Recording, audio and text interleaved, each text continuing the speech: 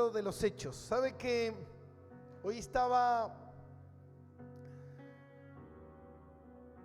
viendo todo lo que habíamos llevado a cabo, toda la porción de el libro de los Hechos, que venimos en el capítulo 13, todavía ni siquiera llegamos a la mitad, pero ya hace 6 meses que estamos con el libro de los Hechos, y yo decía, ¿cuánto tiempo más nos va a llevar? No lo sé, quizás otros 6 meses más terminarlo, pero es fabuloso, es fabuloso, es fabuloso. Cada vez que uno pasa tiempo estudiando y viendo más allá del estudio la intención de Dios de revelarse a nosotros por medio de su palabra. La intención de Dios de darse a conocer a su pueblo, a sus hijos, de poder entender. Fíjate que la escritura es la misma escritura que el Señor ha revelado por cientos de años, y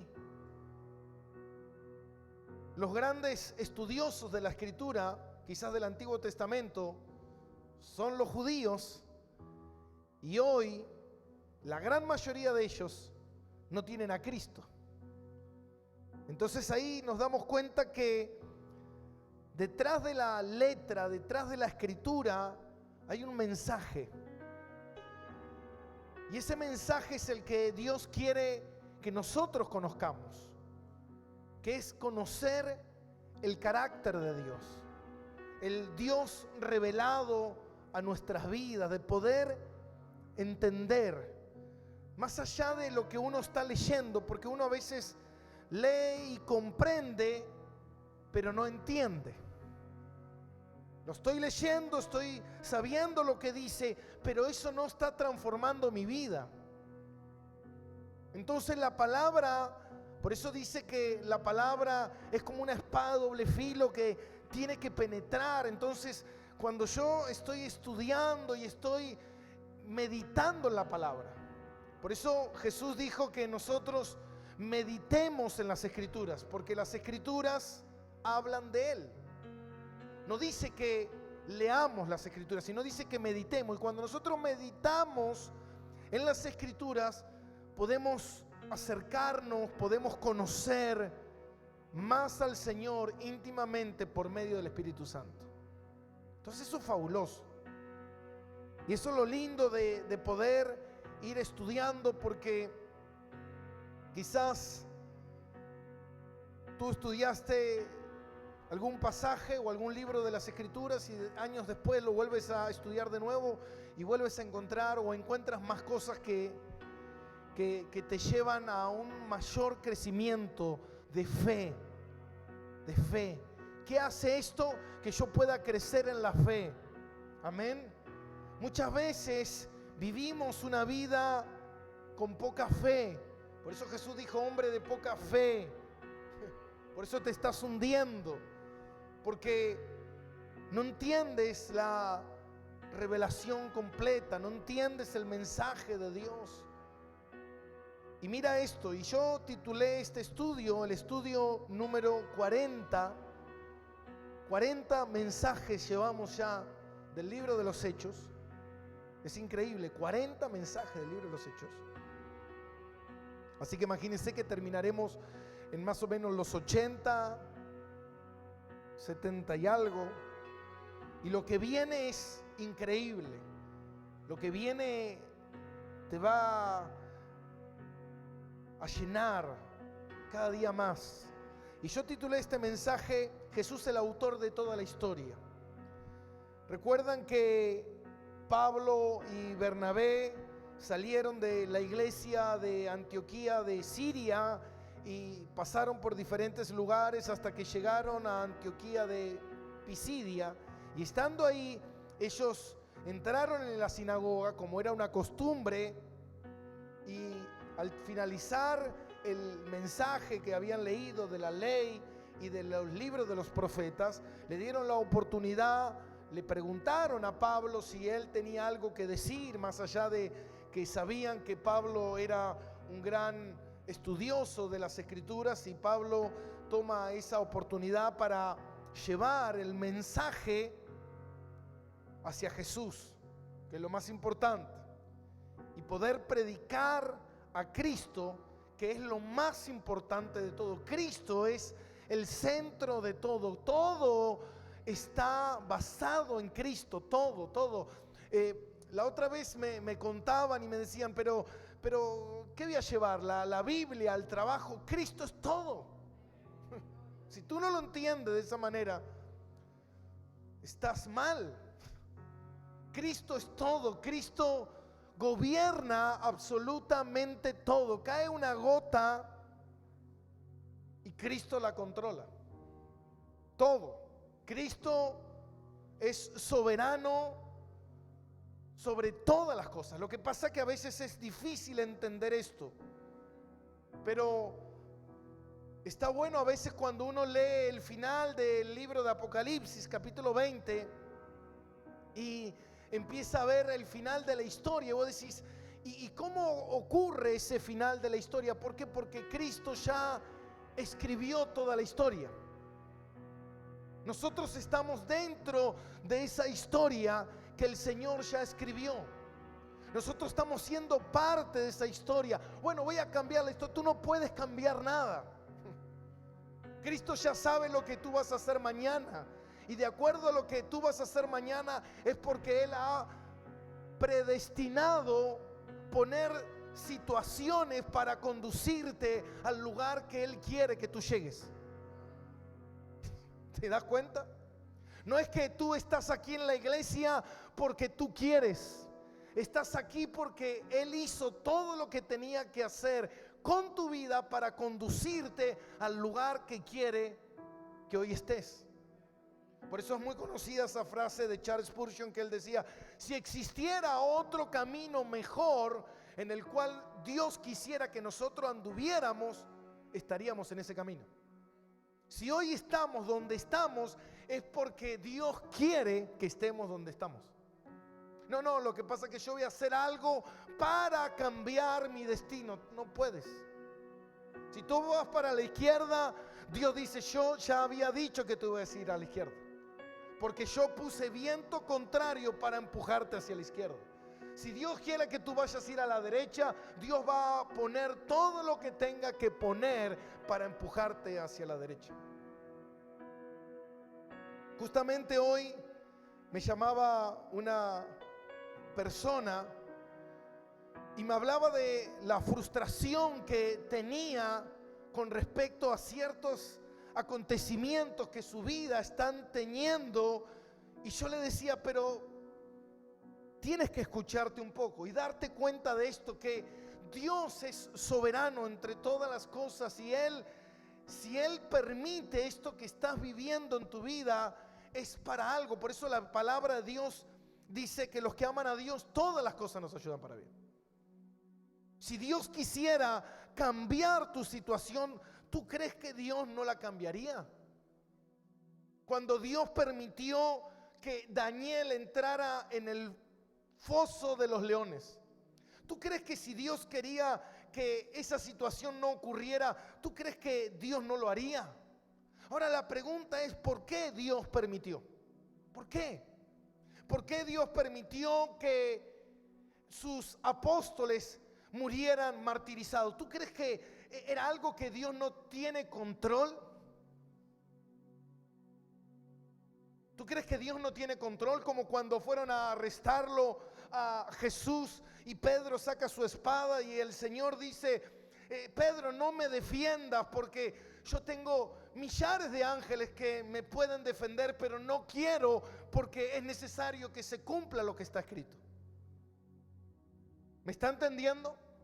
Cuando viene una enfermedad a tu vida, tú piensas por un momento: no, el diablo la metió y Dios no sabía, y Dios no se dio cuenta de que estás pasando lo que estás pasando. O la pregunta es: si Dios es soberano, de alguna manera Dios está permitiendo Entonces uno se pregunta y dice, pero Dios no es bueno. Y ahí está el tema. Y algo que uno va a ir entendiendo, hermano, que es muy importante. ¿Por qué la gente no persevera en la verdad del evangelio? ¿Y sabe por qué no persevera la gente en la verdad del evangelio? Porque la gente no está interesada en Jesús. La gente está interesada en que Jesús le dé lo que la persona necesita o quiere, pero no en la persona de Jesús. Y lo más importante es la persona de Jesús, porque al fin de cuentas la persona de Jesús es lo que puede Cristo hacer en tu vida, lo que nada puede lograr en tu vida, que es salvarte. Ese es el plan de Dios. Fíjate que el plan de Dios no es bendición, no es bienestar, no es éxito, no es logro. El plan de Dios es salvación. Porque tu vida en esta tierra es momentánea. Hoy estás, mañana no estás. Momentánea. Tú quizás sales hoy, te paras en la esquina y viene uno, te quiere robar el teléfono y ¡pum! Te pega un tiro. Listo, chao, se terminó tu historia. Se terminaron tus logros, se terminaron tus metas, se terminaron tus sueños. Por eso lo más importante es saber algo, que lo que Cristo hizo, hermano. Y eso es lo que la gente muchas veces no quiere, porque la gente lo que menos le importa es lo eterno. La gente le importa lo temporario. No le importa, la gente habla de bendiciones. Mira, todo lo que habla la palabra es sobre la vida eterna. La gloria que el Señor, dónde estaremos, dónde el Señor está. Todo lo que habla la palabra es de la vida eterna, no de lo temporario. Fíjate lo temporario, fíjate cómo anduvieron los mejores del Señor. ¿Qué le pasó a los mejores? ¿Cómo terminaron los mejores? ¿Cuál fue el resultado del mejor del apóstol Pablo? El mejor. Amén. Entonces cuando nosotros miramos esas cosas, uno empieza a decir, wow, verdaderamente Dios te quiere llevar a una situación en la cual nosotros podamos entender verdaderamente el significado del mensaje de Jesús. Y yo, para comenzar, quiero que vayamos a Colosenses capítulo 1. Usted me dice, pastor, pero vamos a ir a Hechos, pero quiero empezar por Colosenses. Veo que las presentaciones mías son bastante largas. Y dice en Colosenses capítulo 1, versículo 16, dice, porque en Él fueron creadas todas las cosas, las que hay en el cielo, las que hay en la tierra, visibles e invisibles. ¿Cuántas cosas fueron creadas por Él? Todas las cosas, todo lo que existe, amén, fueron creadas por Él. Los demonios, ¿por quién fueron creados? ¿Por quién fueron creados los demonios? Tiene miedo de hablar. ¿Por quién fueron creados los demonios? ¿Por quién fueron creadas las enfermedades? Por Dios. Todo dice que fue creado por Él. Amén. Aunque nosotros no estemos de acuerdo y aunque nosotros no aceptemos, ¿por qué? Porque la gente ve eso como algo malo. Pero ¿sabe qué? Dios utiliza esas cosas para tratar con nosotros, para quebrar, amén. Hasta los principados, las potestades tienen que rendirle cuentas al Señor. Y muchas cosas que suceden, amén, más allá de las circunstancias pecaminosas, Dios está detrás de esas circunstancias. Cuando usted peca, de alguna manera soberana, Dios está detrás de ese pecado. ¿Qué quiero decir con eso? ¿Que Dios quiere que yo peque? No. Pero Dios, de alguna manera, Él permitió que ese pecado ocurriera en tu vida. Porque si Dios quisiera que ese pecado no ocurriera en tu vida, Dios lo hubiese hecho. ¿Se está entendiendo? Ahora, ¿por qué Dios entonces permite? ¿Para qué? Para tratar contigo, para enseñarte, para demostrarte algo, para hacerte ver. Amén. Entonces eso es lo que nosotros tenemos que empezar a entender: su soberanía, su grandeza, su gloria, todo lo que Él es y todo lo que significa Jesús. Si no entendemos lo que eso realmente es, estaremos viviendo de una manera muchas veces cerrada. Y dice en el versículo 27, donde había dejado la vez anterior, que hablamos del apóstol de Juan el Bautista. Y para los que estuvieron la semana pasada, hablamos de que Juan el Bautista, él había dicho que no soy digno ni siquiera de desatar el calzado de sus pies. Lo que Juan estaba diciendo es que uno de los mejores profetas del reino del Señor, que Jesús dijo, no hay nadie tan extraordinario como Juan el Bautista, él dijo, yo ni siquiera soy digno de ser esclavo del Señor. Estoy por debajo de eso. ¿Por qué? Porque él entiende, mi hermano, que no hay rango humano que pueda ser merecedor de algo. ¿Está acá conmigo? Todo lo que usted haga para merecer algo, usted no lo merece. Todo lo que usted recibe, lo recibe porque Dios quiere. Y todo lo que usted no recibe, no lo recibe porque Dios no quiere. ¿Está acá conmigo? Amén. Cuando viene una persona y esa persona te dice algo ofensivo y te dice, tú eres un orejón.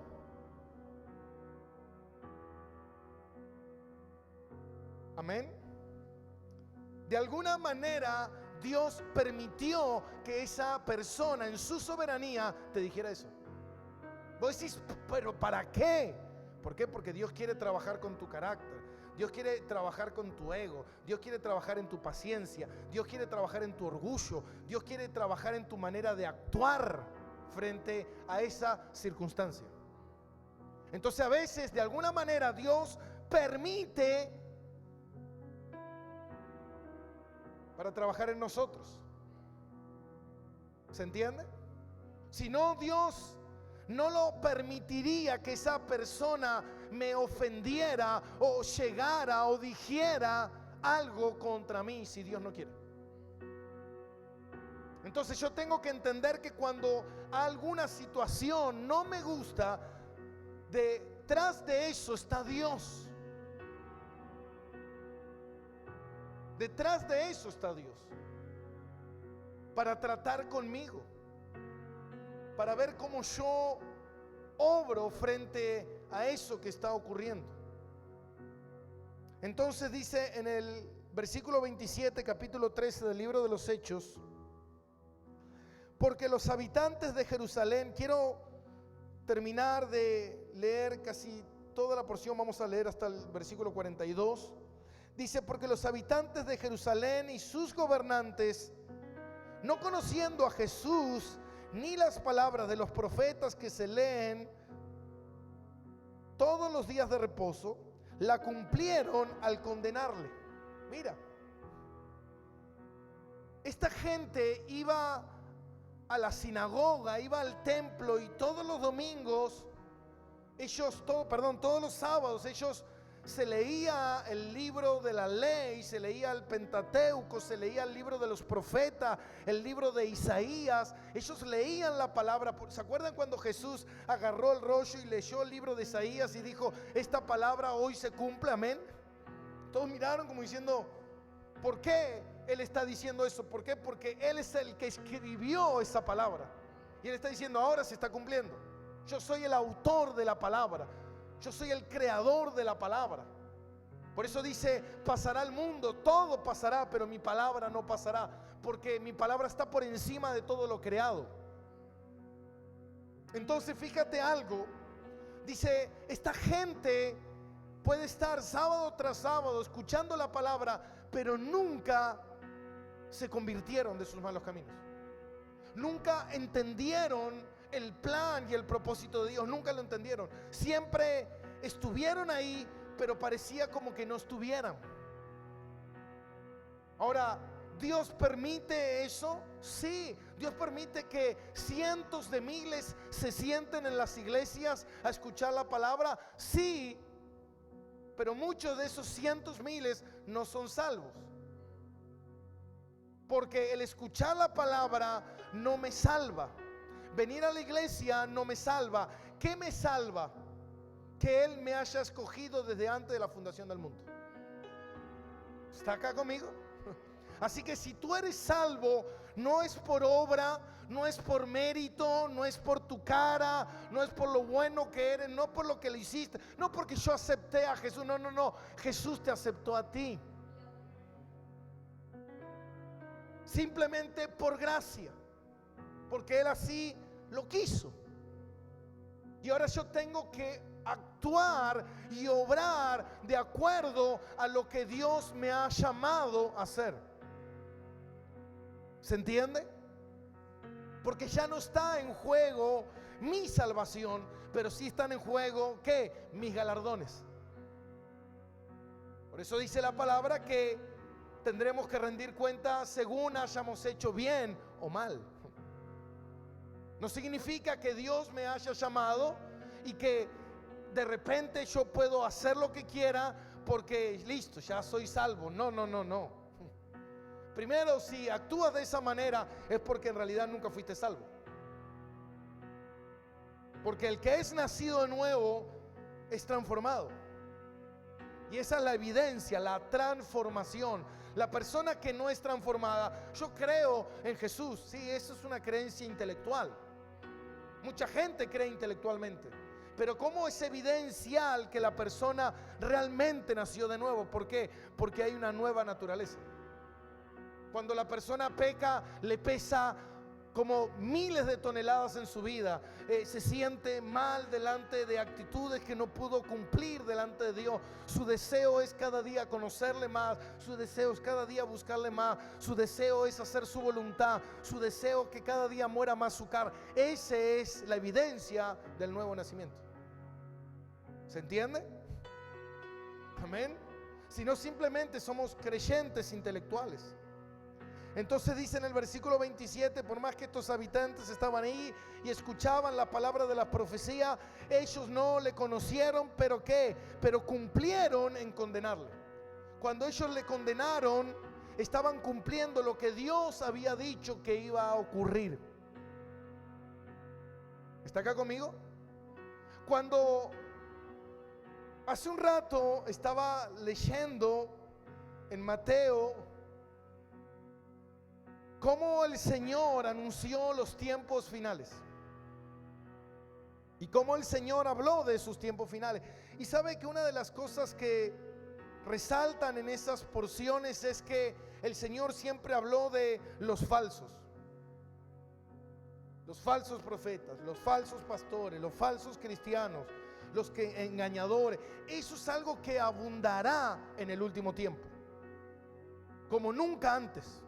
Entonces hoy más que nunca uno tiene que andar en la verdad para poder discernir qué es verdadero y qué es falso. ¿Por qué? Porque en el último tiempo lo falso abundará. Será algo abundante. ¿Se entiende? Entonces fíjate algo, de repente uno dice, pero bueno, estoy viendo que de repente hay un mover en tal lugar y hay un avivamiento y cientos de personas están asistiendo a las iglesias. Ahora la pregunta es, ¿eso es de Dios? Porque dice la palabra que en el último tiempo muchos apostatarán de la fe. ¿Qué significa? Que abandonarán su creencia que tuvieron al principio. Amén. ¿Por qué? Porque cuando venga la verdadera prueba, se verá verdaderamente quién es del Señor y quién no. Porque el que no está afirmado y cree en la soberanía, en la grandeza de Dios, hermano, cuando viene la tribulación, esa persona se rinde, esa persona abandona, esa persona deja todo. ¿Por qué? Porque no está anclada en su vida eterna en Dios. Como hay gente, hermano, que está especulando a ver quién será el próximo gobernante del país,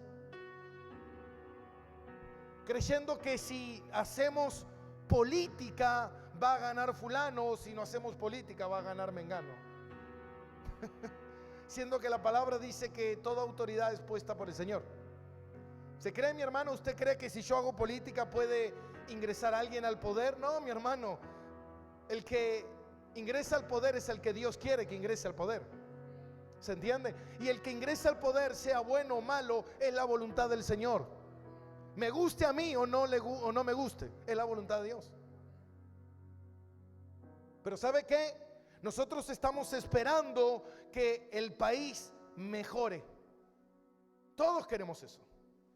Todos queremos que al mundo le vaya bien. Pero ¿sabes qué? No entendemos nada de las cosas de Dios, porque dice la Biblia que no le va a ir bien.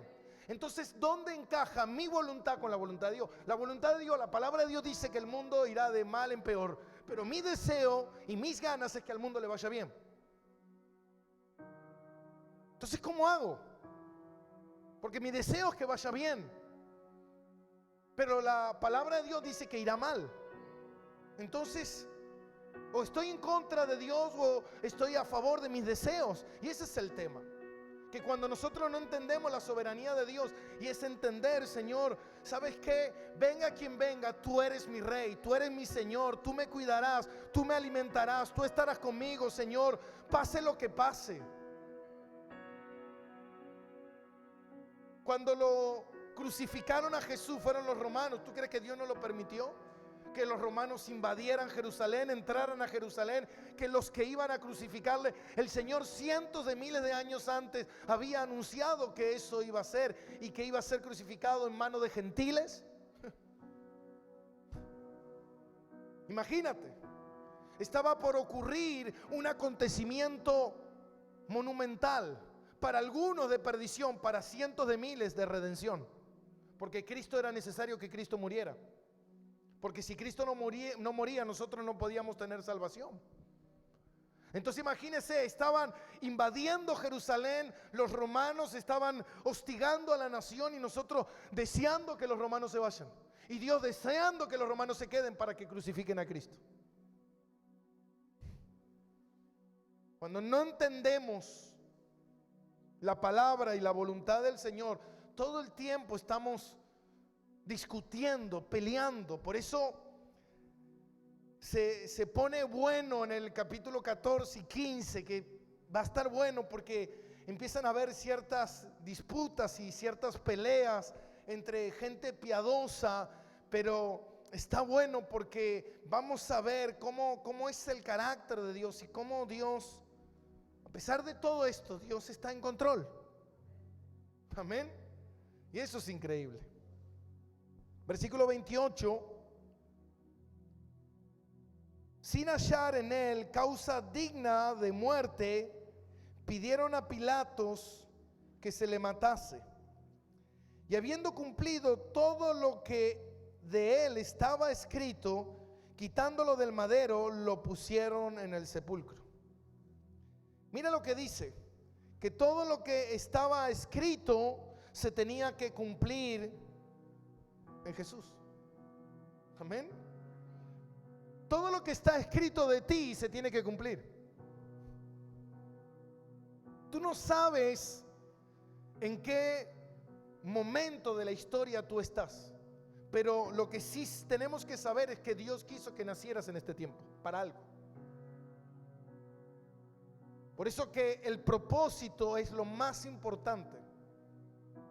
Porque cuando uno entiende el propósito, uno alcanza paz, sabe que está en esta vida para llevar a cabo algo que el Señor quiere, sea parte de una iglesia, sea un adorador, sea alguien que evangeliza, alguien que lleva la palabra. Hermano, no, estoy ayudando al reino.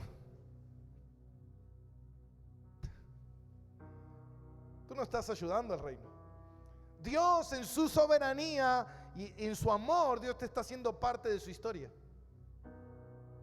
Dios te está haciendo parte de su plan de redención.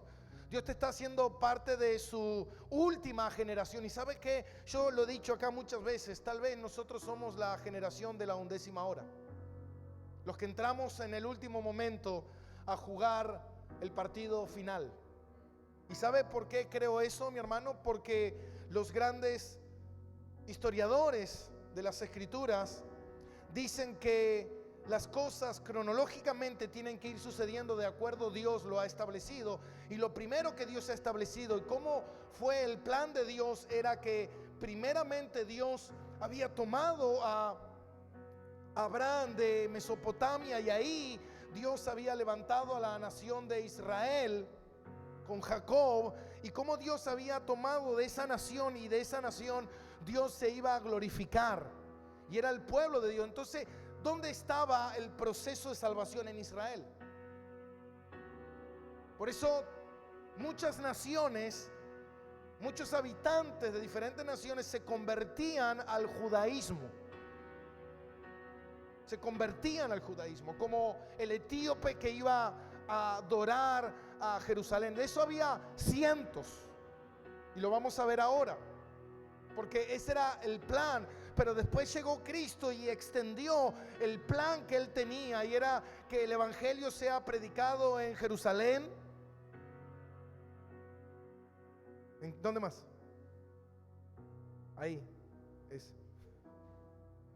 En Samaria, en Judea y hasta los confines de la tierra. Bueno, dicen que todo eso fue ocurriendo cronológicamente.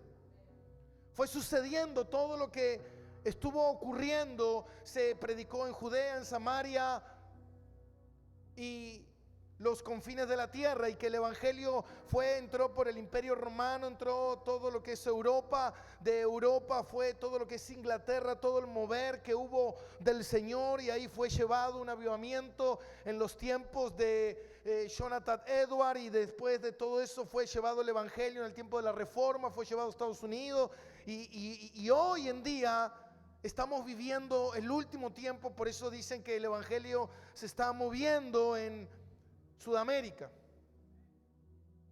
porque es lo último de la tierra. Y también se estaba moviendo por el medio de Asia, que se consideraba antiguamente la parte más lejana de la tierra, y África.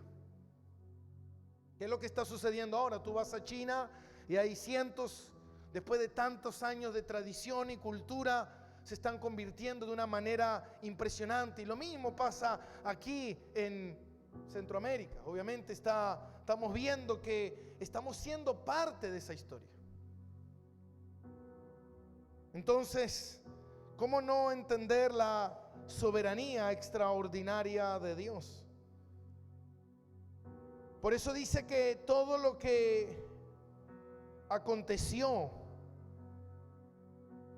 en el Señor fue lo que estaba establecido. Versículo 29, y habiendo cumplido todas las cosas que de él estaban escritas, quitándolo del madero, le pusieron en el sepulcro, mas Dios le levantó de los muertos. Versículo 30. Amén. Dios le levantó de los muertos. Ahora mira lo que Pablo está diciendo en la sinagoga. Está enfocando el mensaje en Jesús, está enfocando el mensaje está contando el linaje de Jesús, está contando la vida de Jesús, está contando la muerte de Jesús y la resurrección de Jesús.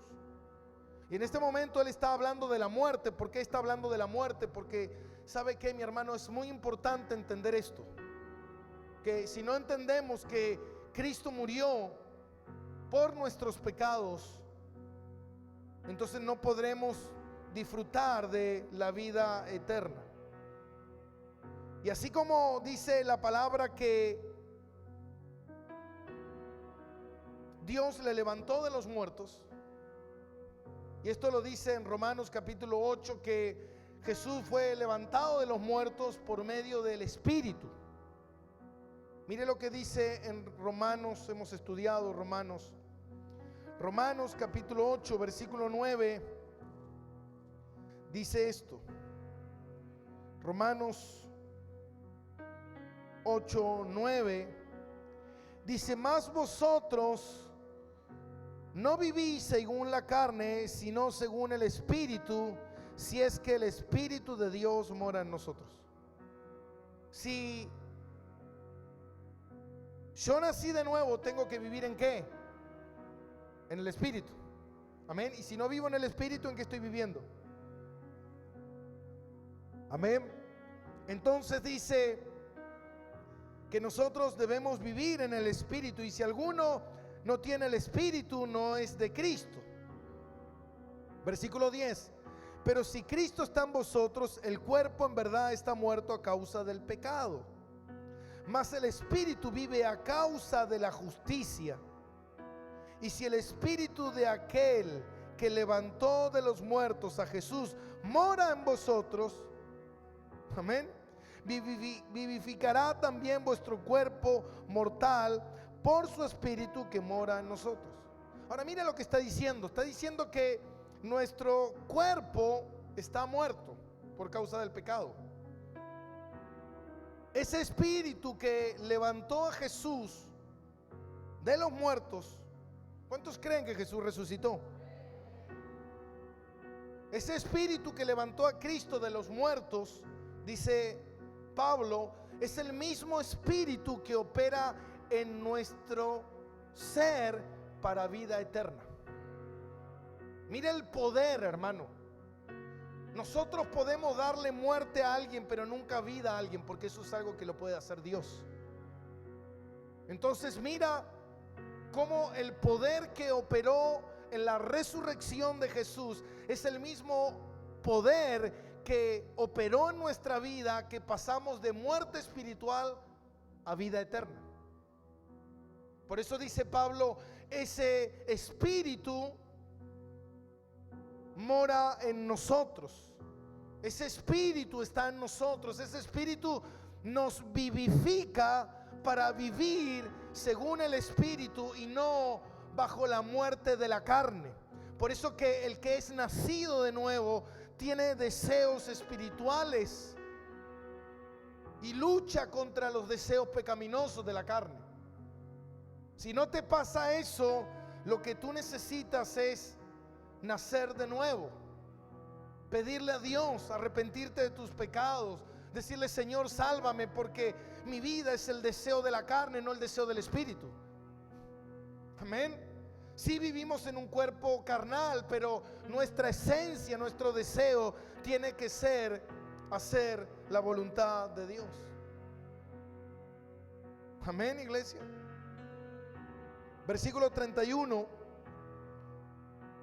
de Hechos. Y él se apareció durante muchos días a los que habían subido juntamente con él de Galilea a Jerusalén, los cuales ahora son sus testigos ante el pueblo. Pablo está diciendo a este Cristo que le dieron muerte fue por medio de la palabra, y este Cristo Dios lo resucitó por medio del Espíritu Santo, y hoy es testigo, es evidencia tangible de la resurrección de Dios. Por eso la tumba está vacía. Por eso la tumba está vacía. ¿Por qué? Porque Cristo tuvo que vencer la muerte para que nosotros tengamos vida eterna. Y dice, versículo 32, nosotros también os anunciamos el evangelio de aquella promesa hecha a nuestros padres. Esta era una promesa de Dios por cientos de años, hecho a los patriarcas, hechos a los profetas, de que Dios enviaría el Redentor, el que justificaría por completo al hombre y que moriría para pagar el pecado y resucitaría al tercer día. Eso era algo que está profetizado, pero la gente no vio eso. Como hoy en día está profetizado que Cristo va a venir, y la palabra dice: no sabéis ni el día ni la hora, por eso velad y orad. Pero la gente no está esperando que Cristo venga, está esperando a ver quién va a ser presidente, a ver si vivo tranquilo o no vivo tranquilo.